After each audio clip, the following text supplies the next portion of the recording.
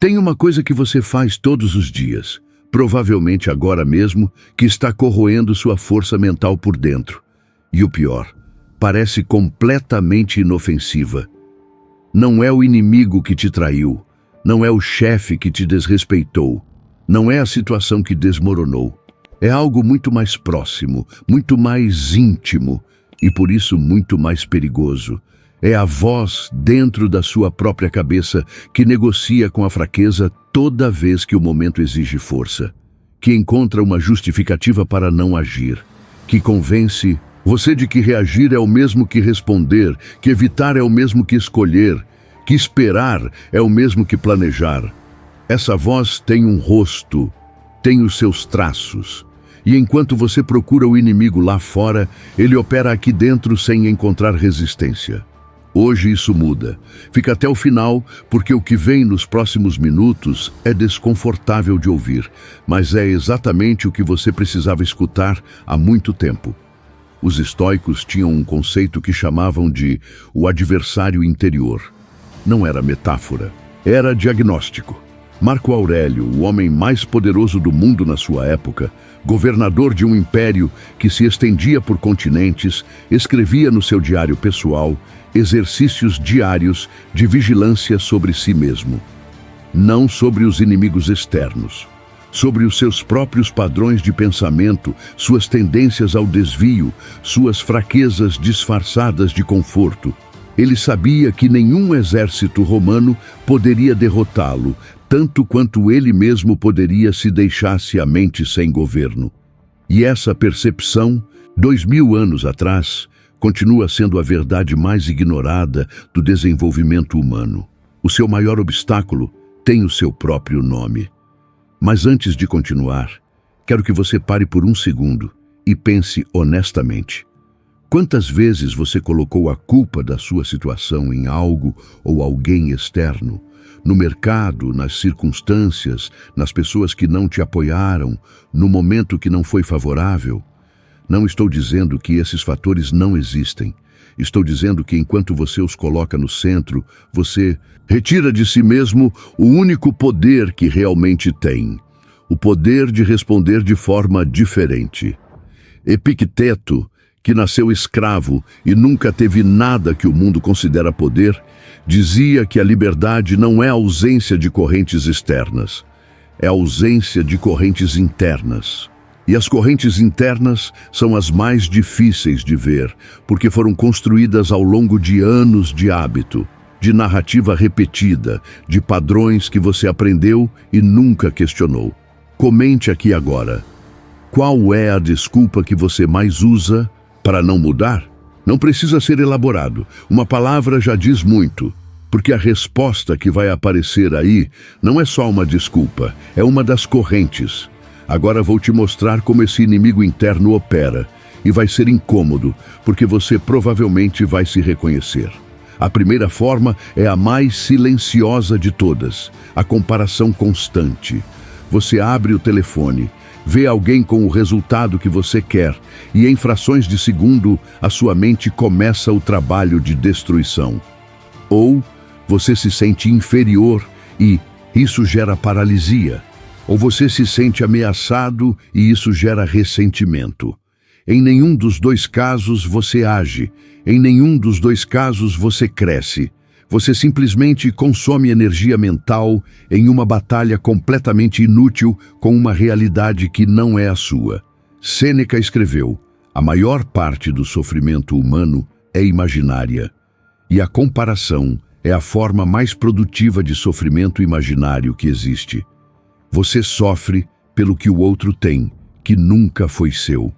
Você sofre pela vida que imagina que o outro vive, que você nunca viu por dentro. E enquanto isso, a sua própria vida, o único terreno onde você tem poder, fica sem atenção, sem cultivo, sem avanço.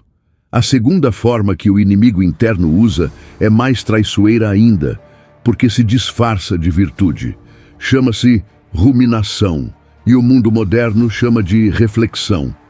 Mas existe uma diferença brutal entre as duas. Reflexão é o processo de analisar o que aconteceu, extrair o aprendizado e seguir em frente com mais clareza.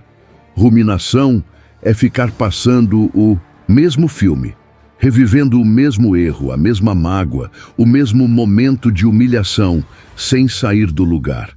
É como andar em círculos e chamar isso de jornada. Os estoicos tinham clareza absoluta sobre isso. O passado é imutável. Gastar energia mental nele é como tentar reescrever uma pedra com os dedos. O único movimento racional é extrair o que serve e soltar o resto. Mas o inimigo interno não quer que você solte, porque enquanto você revive, não avança, e enquanto não avança, ele permanece no controle. A terceira forma é a mais perigosa de todas, porque está disfarçada de sabedoria. É o excesso de análise antes da ação. Você conhece esse padrão. Fica pesquisando mais antes de começar. Fica esperando o momento certo. Fica refinando o plano até ele ser perfeito. E o resultado é sempre o mesmo. Nada acontece. Marco Aurélio escrevia sobre isso com precisão. Não desperdice o resto da sua vida em pensamentos sobre outras pessoas. Dirija o seu olhar para dentro, porque a mente que analisa infinitamente sem agir não está sendo cuidadosa, está sendo covarde. E a covardia nunca se apresenta como covardia. Ela sempre aparece com o rosto da prudência, da paciência, do timing. Mas no fundo, é medo com roupa bonita. Compartilha esse vídeo agora com alguém que você conhece, que está preso nesse ciclo de planejar sem executar. Porque às vezes a pessoa precisa ouvir isso de um lugar que não seja dentro da própria cabeça. Mas agora chegamos ao ponto mais importante, e é aqui que a maioria dos conteúdos sobre estoicismo falha. Fica na identificação do problema, te mostra o inimigo, mas não te dá a arma. Os estoicos não eram apenas filósofos do diagnóstico, eram engenheiros da resposta. E a resposta começa com uma distinção que parece simples, mas muda tudo: a dicotomia do controle. Epicteto construiu toda a sua filosofia sobre essa base.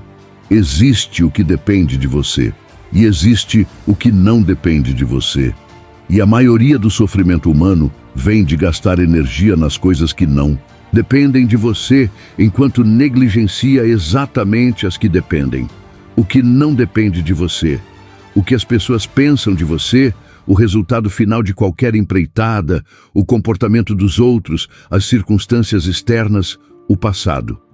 O que depende de você, como você interpreta o que acontece, a qualidade da sua atenção, as escolhas que você faz a cada momento, a direção que você dá à sua mente, a consistência das suas ações. Quando você internaliza essa distinção de verdade, e não apenas intelectualmente, mas como filtro ativo para cada pensamento, algo radical acontece. Você para de lutar guerras que não pode vencer e começa a ganhar as batalhas que importam. Mas ainda falta a peça mais difícil, porque saber disso não é suficiente. O inimigo interno sabe que você sabe, e ele continua operando da mesma forma, porque o conhecimento sem prática é decoração mental. A mudança real começa com o que os estoicos chamavam de ascesis. O exercício deliberado, o treino intencional, a prática constante de contrariar os padrões automáticos. Não uma vez, todos os dias, especialmente nos dias em que você não quer. Marco Aurélio acordava e escrevia. Epicteto ensinava e praticava o que ensinava na própria vida. Sêneca produzia carta após carta, não para o mundo, mas como exercício de clareza para si mesmo. Eles não esperavam a inspiração, não esperavam o momento certo. Eles criavam a prática e deixavam a prática criar a pessoa. E essa é a diferença entre quem muda e quem continua igual. Não é inteligência, não é circunstância, é a decisão de praticar quando nada obriga. Agora preciso te dizer algo que você não vai gostar de ouvir, mas que é a coisa mais honesta que posso dizer nesse momento. O inimigo interno não some. Você não vai acordar um dia e ele vai ter ido embora. Marco Aurélio, depois de anos de prática e filosofia, ainda escrevia nos Meditações sobre suas tendências ao desvio, suas fraquezas, seus momentos de impulsividade. Não como confissão de derrota, como vigilância ativa de quem sabe que o trabalho nunca termina. E isso é libertador, não frustrante. Porque significa que você não precisa se tornar perfeito. Você precisa se tornar vigilante. Precisa desenvolver o hábito de observar a própria mente em vez de ser arrastado por ela. De notar quando a comparação começa e escolher desviar o olhar. De perceber quando a ruminação inicia e escolher o aprendizado em vez do loop. De sentir o impulso de analisar infinitamente e escolher o passo, mesmo que imperfeito, mesmo que incerto, mesmo que assustador. Sêneca disse: a maior vitória é a vitória sobre si mesmo, não sobre o mercado, não sobre o adversário, não sobre as circunstâncias, sobre si mesmo. E essa vitória não é conquistada uma vez num grande momento épico. É conquistada em silêncio, repetidamente, nas pequenas escolhas que ninguém vê. Na escolha de não abrir o telefone quando deveria estar focado. Na escolha de não responder no calor do momento quando a raiva quer falar. Na escolha de agir mesmo com medo. Na escolha de soltar o que não pode ser mudado e colocar toda a energia no que pode. Cada uma dessas escolhas é um tijolo, e os tijolos constroem algo que o caos externo não consegue mais derrubar. Chegamos ao ponto final. E quero que você saia desse vídeo com uma coisa concreta, não com inspiração que dura 2 dias. A pergunta que os estoicos faziam para si mesmos toda noite era simples e devastadoramente eficaz. Hoje eu fui governado pela minha melhor razão ou pelos meus padrões automáticos? Não é uma pergunta de culpa, é uma pergunta de calibração, porque dependendo da resposta, você sabe o que ajustar amanhã. Você sabe onde o inimigo interno encontrou abertura. Você sabe onde o treino precisa ser mais firme. Essa pergunta, feita com honestidade, sem julgamento, todos os dias, ao longo de meses, constrói uma clareza sobre si mesmo que nenhum curso, nenhum livro, nenhum vídeo pode substituir. Porque ela te força a te ver, a te conhecer. E quem se conhece, profundamente não pode ser facilmente derrotado. Nem pelo mundo, nem por si mesmo. Você chegou até aqui. Isso já é mais do que a maioria faz. A maioria sai no primeiro desconforto, no primeiro momento em que o conteúdo para de ser motivacional e começa a ser verdadeiro. Você ficou. E agora você tem uma escolha. Pode guardar tudo isso como mais uma informação interessante que você consumiu e esqueceu.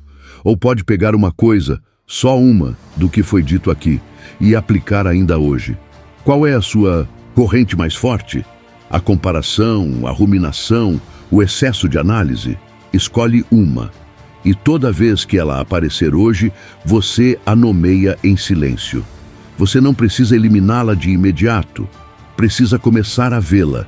Porque o que você vê com clareza, você para de obedecer cegamente. E é assim que o inimigo interno começa a perder força. Não em grandes confrontos dramáticos, mas em pequenos momentos de consciência repetidos todos os dias até se tornarem a nova forma de existir. Deixa o like agora se esse conteúdo chegou onde precisava. E se inscreve no canal, porque o que vem a seguir aprofunda exatamente o que foi aberto aqui. Nos vemos no próximo.